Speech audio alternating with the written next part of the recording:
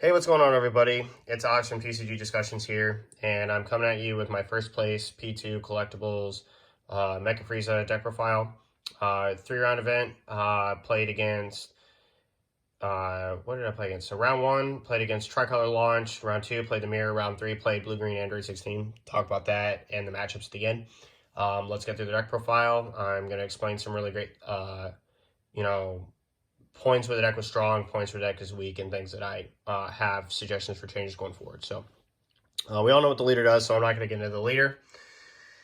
And you already saw it, so we're just going to start off with the one-ofs. Supreme Kai of Time, Broken, Amazing, Beat Stick, Warp cards. Yes. Called Bloodlust, fantastic.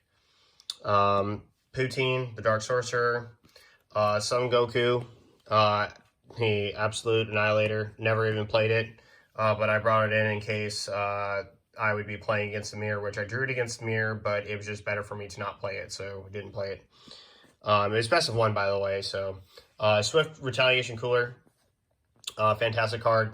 Came up today, stopped flying Nimbus against the Mirror, and then I just won.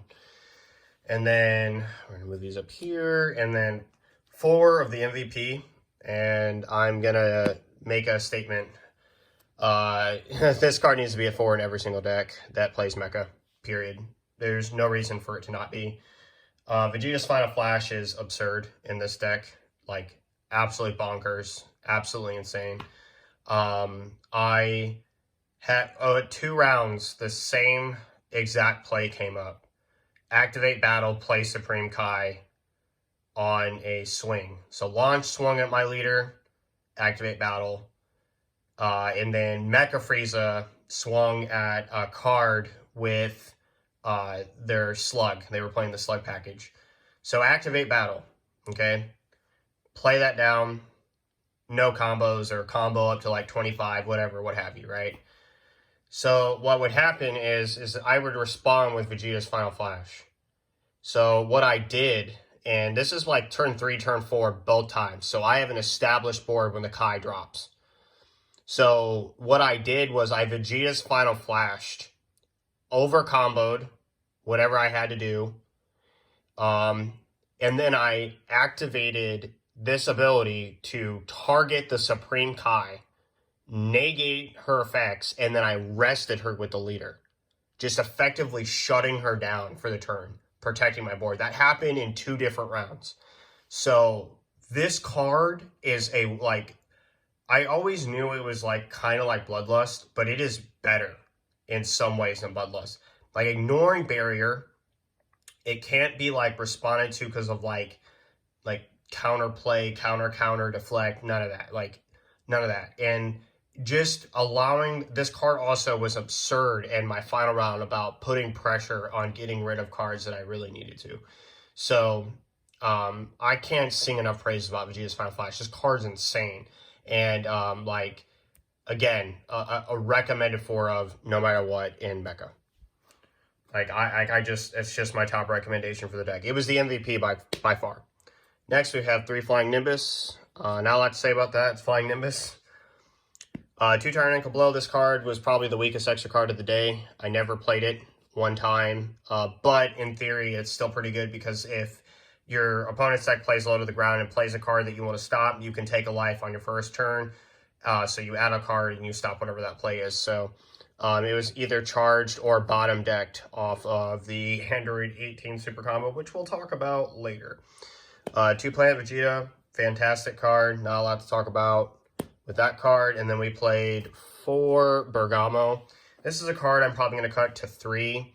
I played only 1 or 2 of it a game, so I think that's pretty much it. You just need to see 1 or 2. You mainly want to combo in your Bardox. So this card's good, though. It's not like it's bad. It's just a card that I probably would reduce in number. 3 Basil Fatal Rampage. Seems pretty standard. It's pretty awesome. I oddly drew this card a lot. I didn't really get to play it as much off of U9, but that's also okay because there were times where I drew it, but I didn't even have U9, and then I was able to like combo off my Basil and then like play another one. So it was pretty good. And then we got 4 Chipil. It's fantastic. It's great. I kind of want to talk about something real quick about this card. So I see a lot of people play this deck online, an event, whatever, what have you. And they start swinging with this card after they play it off the Unite Assemble. That is an absolute mistake, okay? So this deck already is trying to make your opponent drag themselves through the mud to get at you. Like, it's one of those decks that literally just tries to drag the game out in any way it can by either making them spend more than they want to, either in energy. So like in the Mecha Mirror, basically to avoid this card, he was literally playing every card first that he could, which is kind of a way to play around the card. But he was trying to like play, like I said, around the card by tapping everything and committing all of his energy to his plays, right? And not just taking like the one hit off the energy or the two hits off the energy when he has 3 more energy left and playing around that. Like there's more than one way to play around the card. But to my original point, you know, when you're dealing with this card, you put it on the board. If you swing with it, you are inviting disaster because this card is supposed to be a thorn in their side. More copies of it are supposed to be thorns in your opponent's side. Like, you want them to commit as many resources as possible to getting rid of this card. So like, let me give you an example, like in the mirror, right? Or any yellow leader or any blue leader that can play Zamasu. If they Zamasu this card and then swing at it with something, it is both absorbed, possibly protecting another one of your battle cards in active mode, a effect from Zamasu, and simultaneously it is taking an attack. Right, which is aggro, not pointed at your leader. So again, I see people misplay this card all the time. Let it sit there. Let this card be the thorn in their side, as well as a pressure card when you absolutely have to, and when you can smell blood in the water and you're going for game. That's when you start attacking with this card. So I just want to give people a piece of advice. I see a lot of mistakes because this card dies early and it's like the card you played is not even there anymore.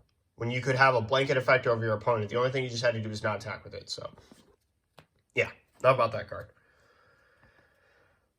4 of the co-MVP with Zamasu Super Combo. So this is, I was completely right in my deck profile about playing this engine over playing the Slug engine. Fantastic. I'm even going to experiment with playing more blue-yellow cards to want to rival this, as well as be a tribute fire for it. And I just love this card in this deck. This card's absurd. Like, it's like actually broken in the deck because it synergizes extremely well with this boy. And these two cards are best friends. And basically what it says is like, oh, you swing it later. Let's say you have 2 energy open. Swing it later. No negate. No combos, whatever. Or they combo, they're 5 over your leader. Go to 20. Go to 25. Come in, rest a card, draw a card. Right? Then activate battle. Tribute another one of this or your super combo in hand. Because that happens. Like, it happens when you don't need your super combo, right? Tribute that off. Untap 2 energy, draw another card, and then you have another one of these open to just kind of work with. Super fantastic, man. I can't express this enough. These two have insane synergy in the deck. Also, when you rest a card, Aegis, do what you can. You can also bring in Bergamo. So there's lots of combos with this card. I love the Violent Rush Brojack, and I'm going to experiment with more copies of it for sure. Next, 4 of the most broken card in the deck. Not a whole lot to say. Unite Assemble. It's fantastic. 3 Vegeta Private Transformations. We decided to play this for our Unison. 4 Unison of Fury.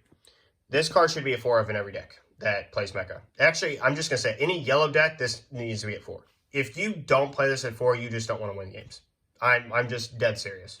There are games and matchups. Like, for example, last round, Android 16 later played this card down. Their entire deck stopped for 2 turns. Like, not even joking. Like, there's no, like, just don't at me that, like, other unisons, like the Mecha yellow unison, or like some other yellow unison is worth your time. This card is the best unison in the game, and the things it does to the meta are absolutely disgusting. This card can literally just blow you out of the water too. Like, it can blow your opponent out of the water. So absolutely love it. Genius and Fairy, great card. You should play it at 4 in this deck, and you should play it at 4 in every Mecha deck. So round 1, played against Tricolor Launch. Super fantastic deck, but unfortunately, when I went for my kill curve, he bricked full of like 10Ks in hand, one cost 10Ks, so yikes. But that happens sometimes.